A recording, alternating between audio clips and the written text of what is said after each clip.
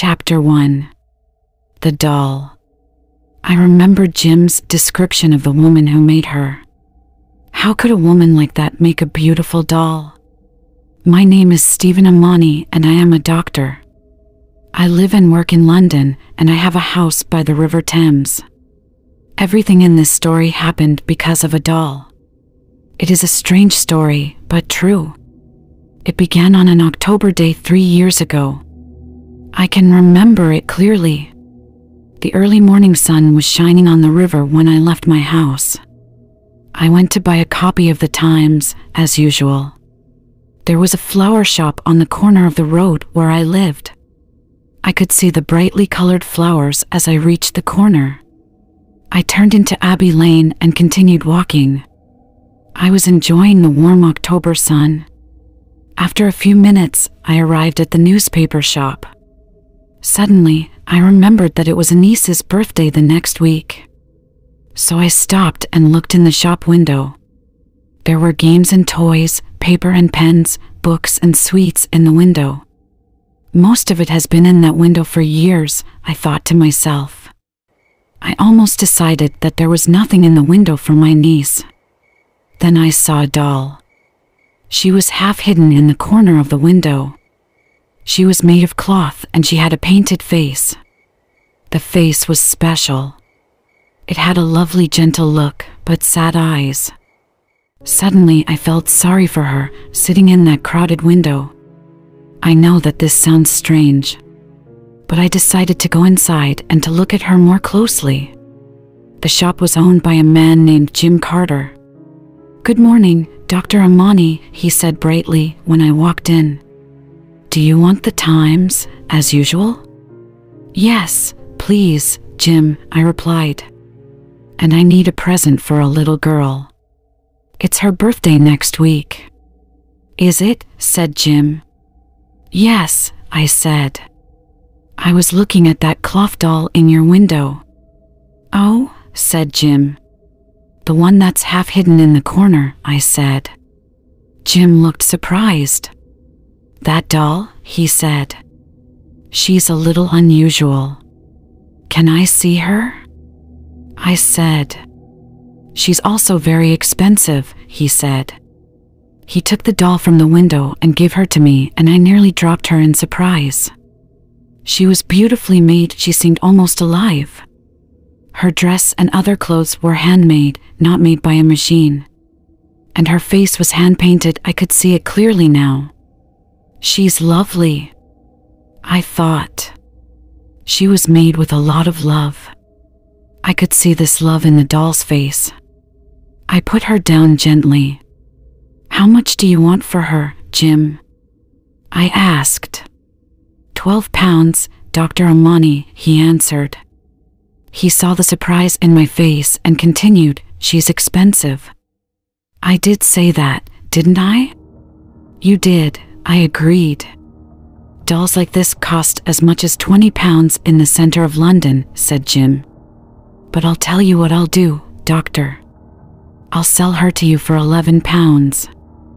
"Who makes them?" I asked. "I'd like to know something about the person who can make beautiful dolls like this." "The woman has lived in Hardley Street for some years now," said Jim. "She sometimes comes into my shop and she brings me the dolls." "What's her name?" I asked. "I'm not sure," Jim answered. "It's something like Calumny. "What's she like?" I said. "She's a tall woman with red hair and she wears very expensive coats and hats," replied Jim. "But she's got a very serious face. She never says very much when she comes into the shop. I'm honestly always glad when she leaves." He stopped for a minute and then said, "And I've never seen her smile." I couldn't understand this. How could a woman like that make dolls as beautiful as these? "I'll buy the doll," I said at last. £11 seemed a lot of money for a doll. As I counted out the pound notes, I felt a little silly. Yes, the doll was a present.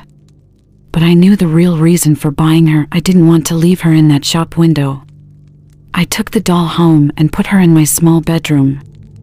She seemed to fill the room with her loveliness.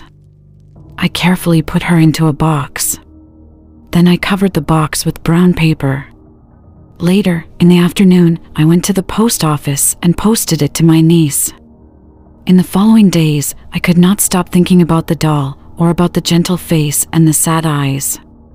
I remembered Jim's description of the woman who made her. How could a woman like that make a beautiful doll? It was difficult to believe. So who was she? I wanted to know, but the weather got cold and wet. Children in the area became ill, and I was suddenly very busy. I soon forgot about the woman and the doll. One day, a few weeks later, my telephone rang. A woman's voice said, "Is that Dr. Amani?" "Yes, it is," I said. "Do you visit people who can pay for your visit?" the woman asked. "Yes, sometimes," I replied. "How much does it cost?" she asked. The voice sounded unpleasant. The woman seemed to think that money was more important than the sick person.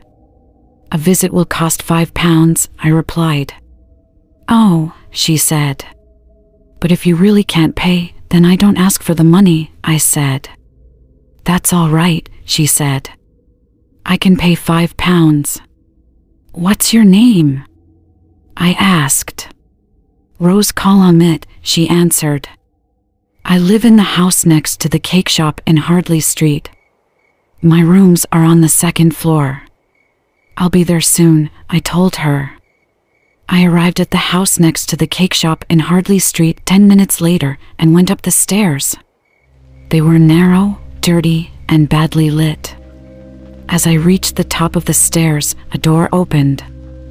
"Dr. Amani?" said the unpleasant voice. "Yes," I said. "Please come in," she said. "I'm Rose Kalamit." She was a tall woman, between 45 and 50 years old. She had red hair, dark eyes, and a bright, shiny red mouth. We went into the front room. It was a cold, ugly room, and the furniture was cheap and badly made. On the cupboard in the corner were a lot of small glass bottles. Then I saw the dolls. End of part 1. I hope you like this part 1. Part 2 will be uploaded soon. If you are new here, please subscribe my channel. Have a great day ahead.